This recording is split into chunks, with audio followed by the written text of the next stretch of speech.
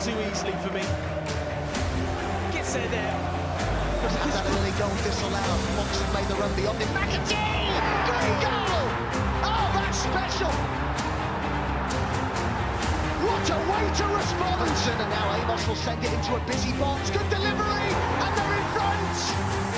It's the captain waterfall! And that is why you cannot switch on for a split second. It's a great flick on. I mean, they're saying maybe the arms used it to hit it. Not his head. They feel that it was a handball that's fine. Is it Mullins Maradona moment, this? You look at the arm there. The edge of the box. McAtee looked to find him!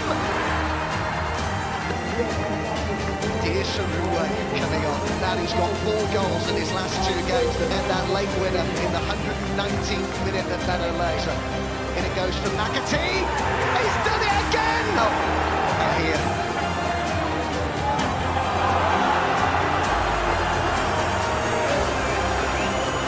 That's quite something. Cropper does get great distance on it as expected! They've done it! Waterfall! Remarkable!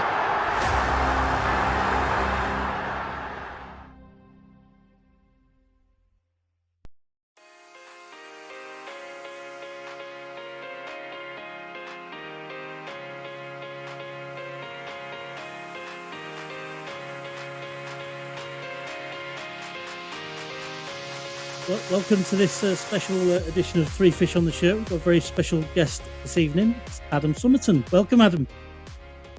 Thank you for having me. Thanks for the invite. No, you're more than welcome. Very soft spot in our heart for you as Grimsby fans, as we'll speak about later.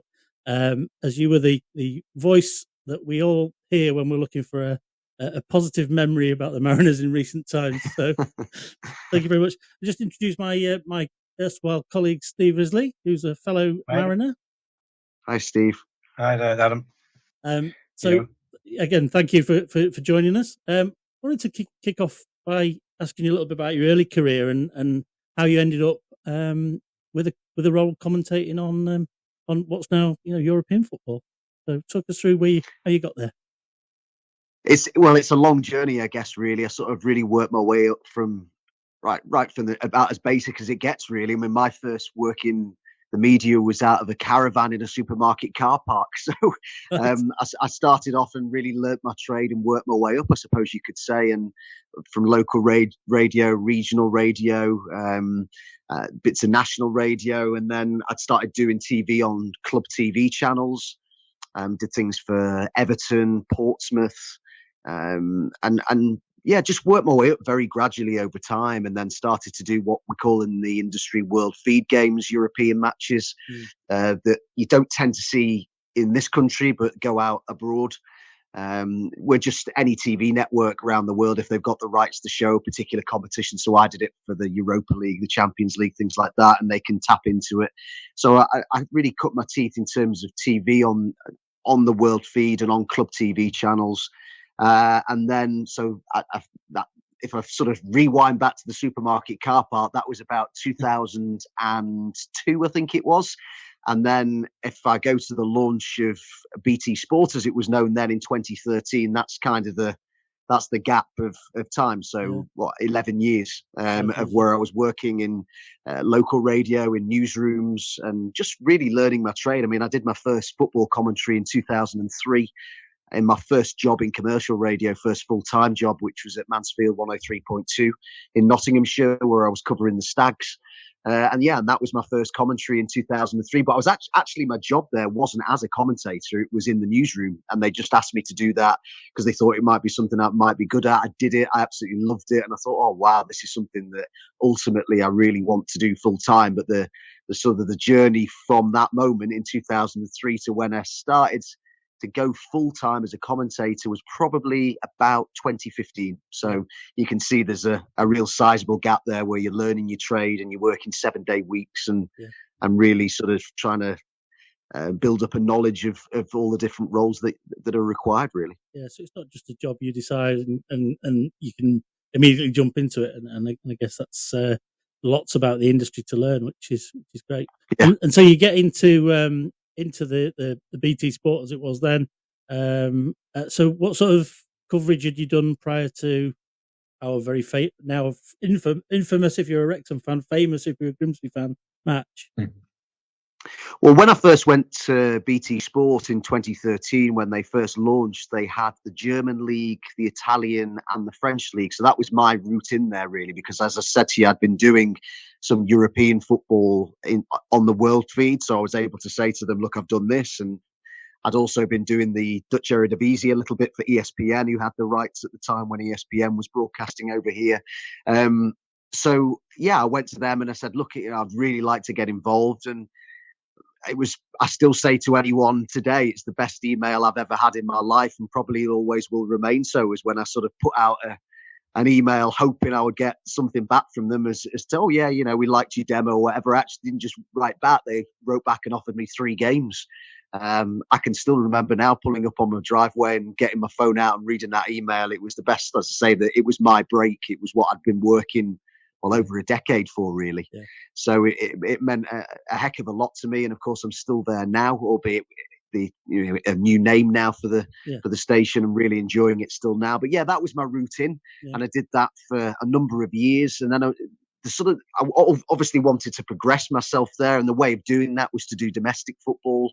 And at the time, we had the rights to the National League, and did from 2013 until last season. And that was my route into doing what we'd call more on-site games, because the foreign leagues were all done from like a studio in London, whereas I wanted to do on-site games where I've got a director in my ear, where there's obviously, because you're on site, there's a whole crew there as well.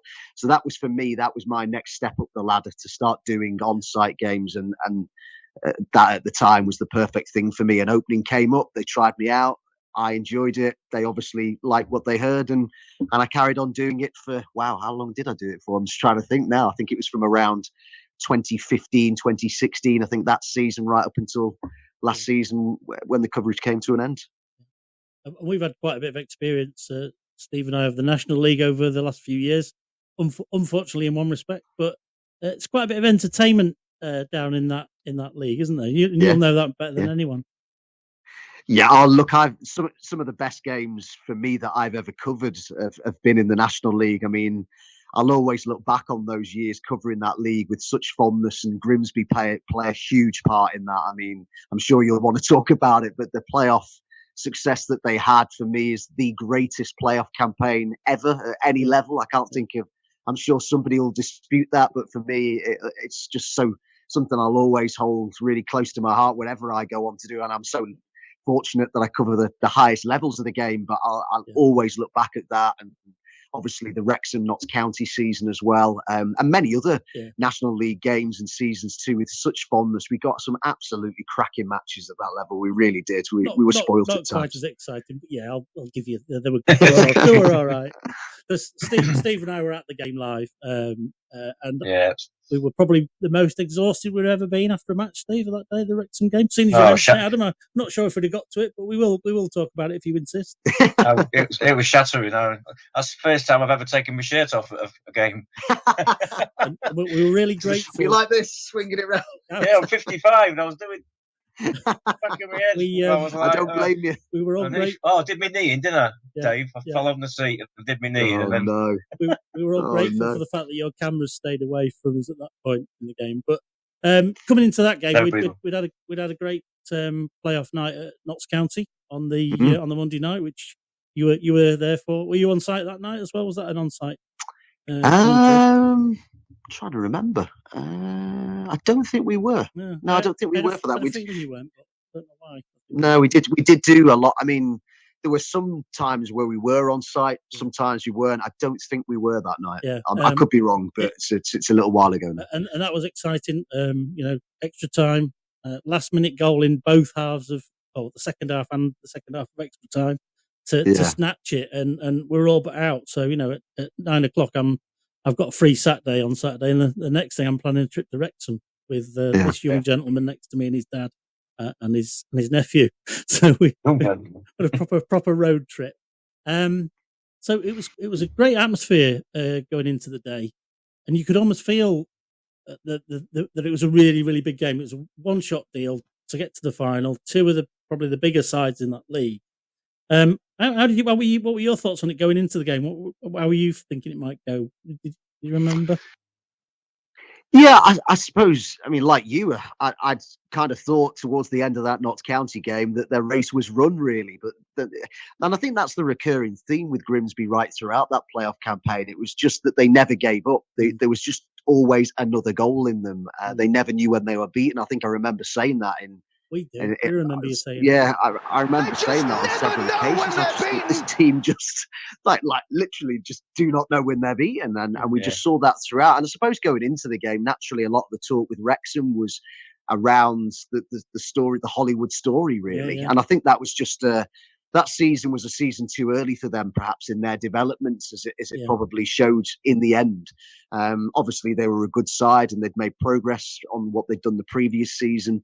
And I think going into the game, they probably were the favourites, weren't they? Particularly with home advantage as well. Yeah, they were the favourites going into it. So I think a lot of people did expect a Wrexham win, but I mean, I've done enough playoff games to know that you can never ever take anything for granted in those sort of situations. But it was just I'd say it probably is, to be honest, the best game I've ever seen.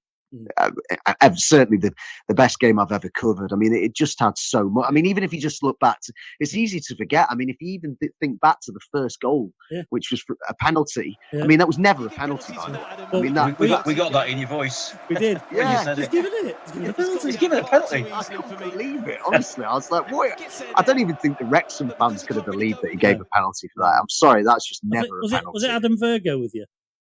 Yeah, it was. Yeah, and he says, "Oh, if you're giving penalties for that, we'll be getting 30 penalties a game," I think is what he says. Yeah, he did say something like that. Yeah. So even the way that the goal scoring started with that penalty, and I mean, obviously from a Wrexham perspective, they're going to take it. You know, it was a bit of fortune for them early on in the game, but you know, the reaction of Grimsby to that, what was a bit of a sickener, really, wasn't it? But their reaction.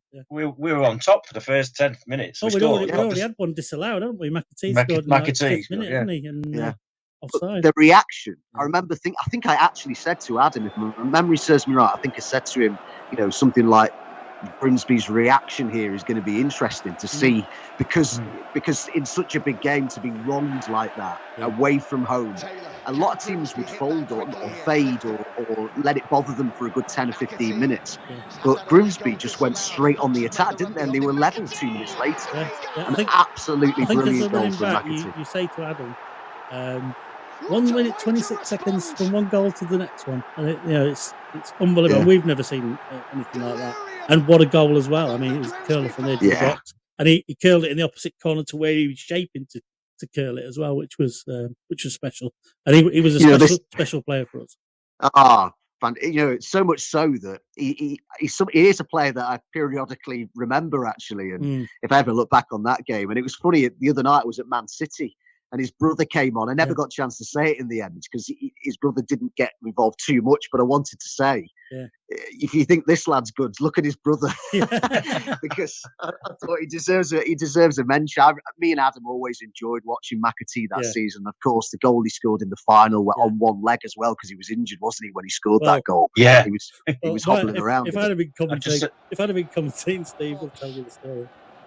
No, I said to you, McAtee's done. He was on the floor, and then he got up and he ran onto the dummy from Smith, wasn't it?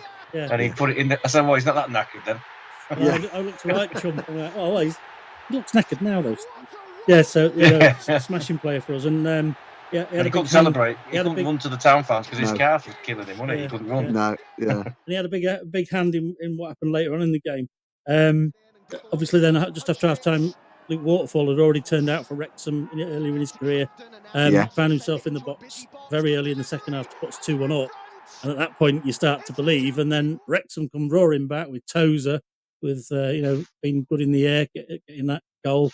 And then just as Tozer's taking the throw-in for the next goal of Paul Mulliton's, you say, this has been a really exciting game. It's got the potential to be an absolute classic. So I'm seeing you sat there with a crystal ball. I think this has got the potential to be an all-time classic. Do you know what? Because we look at the fact that there were 9 goals, but I'm telling you that it could have been more like 8-6 or so, there were that many chances. Like if you just look at the tail of the tape in terms of when the goals were scored, like anyone who saw that game would be able to tell you that just doesn't tell all the story. It could have been so many more goals. Two goals disallowed, weren't they?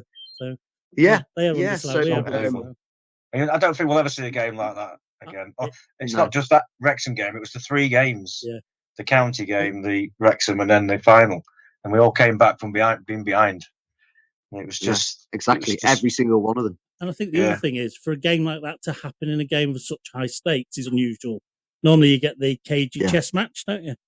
And you can you can get that, and sometimes sides are just too cautious, or they'll cancel each other out, or the managers will look to just nick it perhaps. But it was just nothing like it was just completely open, end-to-end stuff throughout the game, an absolute joy to commentate on. I mean, to be honest with you, by the end of that game, I was genuinely physically shattered. Because it just put. We were wondering about that because we were, and I say it's work for you. You're working, and the more that's going on, the harder you're working. So it must be. If you ever listen back, because people have said this to me quite a few times, and funnily enough, my mum was watching the game. She texted me straight afterwards, and she said, when the winning goal was scored, I could actually hear in your voice that you were almost spent. Well, that's quite something. Cropper does get great distance on it, as expected! They've done it! Waterfall! Remarkable! They've nicked it, it would seem, right at the end. Lightning strikes twice. And I've since listened back, and she's right. You can hear him when Waterfall scores. I'm just like, I'm sort of, I can't take much more of this, Which is just brilliant. Mum knows best. I was just. It was when Waterfall scored the winner, and he's running back. He's running towards the halfway line, and he points at Mullen, and he says, "Have that, you diving," and he just went on the floor. He couldn't make it to our town fans.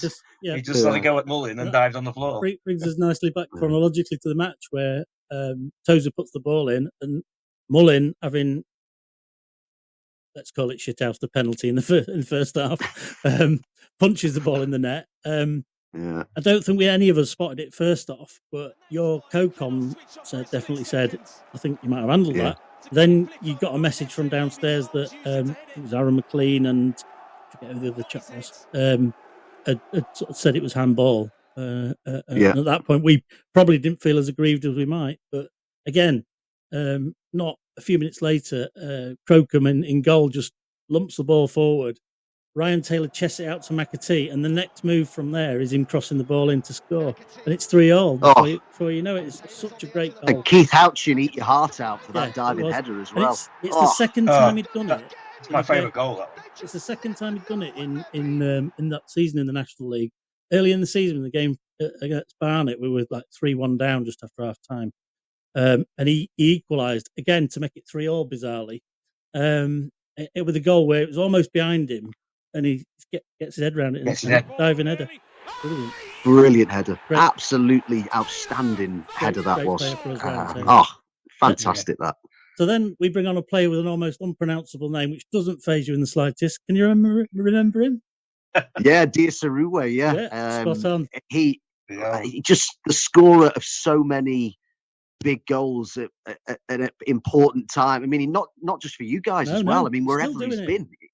Yeah, he's fantastic, isn't he? He just always seems to pop up at the right time, which is quite a knack, isn't it? We have a little section in our podcast where we look at former Mariners who are doing all right this week, who scored and who's been sent off and the like. And he popped up the other day with a 90th minute one. We said, he's still doing it. Did he? Yeah. So what did he say? What did he say after the game when he was interviewed? That was the Notts County game. Notts County, wrong one. Sorry, fucking threw myself at it. He just Yeah, I remember that. We Yeah, had T-shirts in the club shop with that on it. I can remember going. yeah. And so McAtee turns corner taker, then just drops one on his head about a minute after he's come on, and he's done it again. I think is your phrase at that point. I think I remember saying something like he did it. Was it he did it on Wednesday? He's done it again on what day was it? Saturday or Sunday or something like that. Yeah. Saturday, yeah. You're spot on. So I had people throwing me the Craig David song. Do you remember? Oh, right, yeah. He scored a goal on Wednesday. We'll have to try and get a mashup of that somewhere and get it released. We couldn't pronounce his surname, could we? So we just called him Manny D. Yeah, Manny D was what he turned. Manny D. But a number of times he scored late on in games, didn't he? He was such an awkward player, and then not satisfied with getting in front, we managed to let another one in, and now Jordan Davis, who's now playing for us, although he's injured at the moment, gets above the defence. He's not the tallest player, but he gets above the defence to make it 4-4. At which point, Adam Virgo points out to you that these teams need to decide how they're going to defend. Yeah, as good as the game was, the defending was some of it needed Benny Hill music over the top of it, didn't it? It was one of those games, but it made for a great spectacle. Yeah, at that point, we all drew breath, and full time whistle blew. I think it was a bit fairly even extra time, and we all sort of but the tensions there in the whole game. And then we had a bit. I remember this at the time. Sometimes you don't always remember the bits in games that you remember afterwards. But I remember the referee telling one of the Wrexham players that he couldn't stand right in front of the throw-in take, which was Cropper, wasn't it, for us, Steve? Is that Cropper, right? Yeah. And he makes him stand further back. That's a bit odd. I've never seen that before.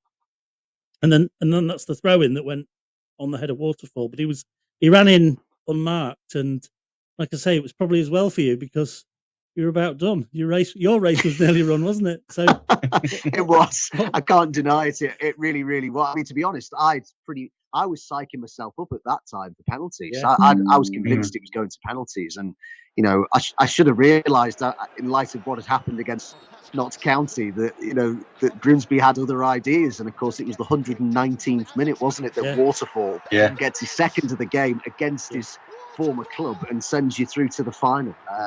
You can't write it, can you? No, I mean, no, you can't. And that's just what made that whole...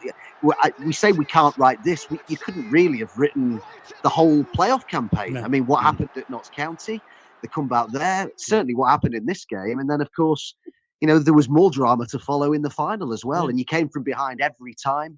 I can't remember the exact statistic, but it was only not many minutes at all across the 3 games that you actually led. No. I think it was 16. It was 16 minutes in the Wrexham game. Yeah, 16. I think I thought it made. It was only about 10 at West Ham, wasn't it, in the final? And it was only for 1 minute at Notts. So it's about 25 minutes, something like that, maximum. Yeah, absolutely unbelievable. And probably never to be repeated, to be honest, as well. I don't think we'll ever see that again. It was. Yeah, it was. I mean, for you guys, obviously, it's your team, but even as a neutral, I mean, I can just look back on it, and as I say, I'll never ever forget it. Whatever I go on to do, and I've done several European finals since, but I'll always go back to those because it doesn't really matter what level it's at. If it's a damn good game, if it's a great story, it doesn't really matter, So it's just amazing. It really was. I mean, I suppose you've heard that phrase "name on the trophy," haven't you? Where it just seems written in there, a bit like Notts County. And was it 2 seasons later or a season? Yes. It just felt like it was their time in the playoffs, after they'd gone head to head with Wrexham. I think even Chesterfield fans have said that to me, that they just felt whatever they did, it was just Notts County's time. And maybe there was a bit of that for Grimsby as well. Yeah, I think at half time, I wasn't worried, but I wasn't happy at being 1-0 down in the final at half time. But, again, it was exciting the way it panned out. And like I say, 3 games in 8-9 days, was it? All with extra time. All with us having to come from behind at some point. It's a story and a half, and we're pleased that you were able to describe it for us because it's your voice is part of that memory for us now, and always will be. And we still quote you to each other Yeah, as we now and might again. see from now and again. It's given a penalty. Mullin looking to hold off Waterfall. Oh, he's given it. He's given a penalty. Well, you can see the reaction here of the Grimsby players. That is a huge call.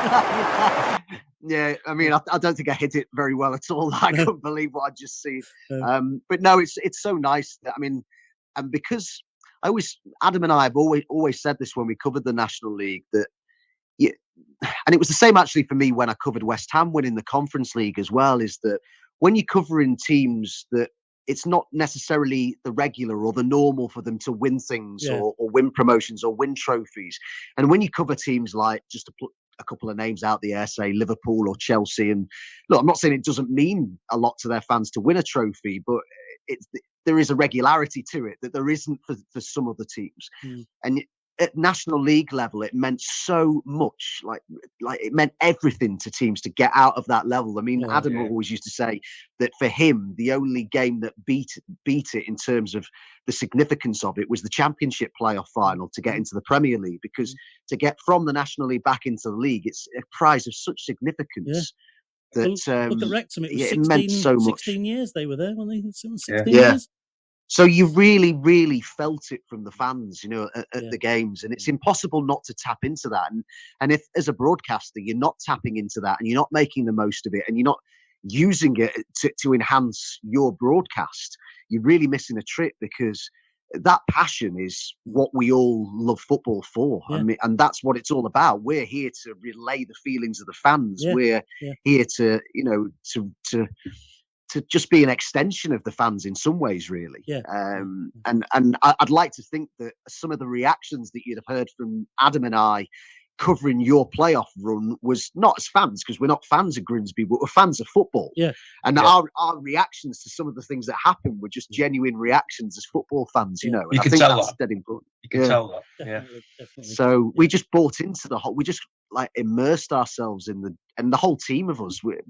That was one of the things I always loved about covering the National League, is that we all respected the league, we all valued it, we all immersed ourselves in it, and especially with a game like the 5-4. As a commentator, there's quite a lot of mechanics to it, and there's quite a lot of do's and don'ts, and certain times to speak and certain times not to speak, and when to bring in maybe a bit of research you've done to enhance or make a point. But sometimes, just every so often, you get a game where you don't need to do any of that. You just get washed away with it and just almost metaphorically rip your notes up, chuck them in the air and go, let's just have it. And that's what that game was like. You didn't have Just time like, to look at your notes. You'd have looked at your notes, you'd have missed out one or two goals, wouldn't you? Exactly. So that's, for me, I mean, you just get goosebumps and the adrenaline rush you get covering a game like that. If you're really immersed in it and you're loving it as much as everyone who's watching it, it's fantastic. Adam, it's been an absolute pleasure. We thank you for your time on a Saturday evening. A rare weekend off, is it? Pleasure. Have you said? I noticed. I'm doing an Italian. I'm doing Serie A tomorrow night, so I've got Fiorentina against Roma tomorrow night. After I come off here, I'll be finishing off the prep for that. But I had a trip because I live in Nottinghamshire, so I went down and watched Notts County today. So they won 1-0 today against Harrogate, another side who I'd seen get promoted from the National League too. So I used my day off to go and watch Notts County. But I've got an Italian game. Yeah, it's nice, you know, because I said to the guy behind me, he was joking. He said, "Will you talk me through the game?" Just having a laugh. And I said, "You know what? It's so nice to be able to just go to a football match and I don't have to talk." So it was I just kind of made the most of that. So I've got, got an Italian game tomorrow night, and then I'll be off on my European travels again soon as well. So still really enjoying it all. Excellent. Thank you. And like I say, we appreciate your time. And as I say, you've always got a special place in our hearts for obvious reasons. Thank you. And we know you now keep an eye out for Grimsby as well. Oh, absolutely. Always will do, yeah. Thank you. Thanks, Adam. Okay. Brilliant. Pleasure. This is TNT Sports, Adam Summerton, and you're listening to Three Fish on the Shirt.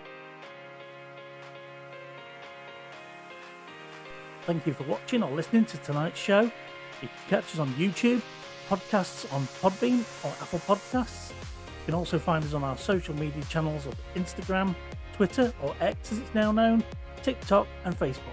Please like, subscribe and share at every opportunity. It helps us a lot.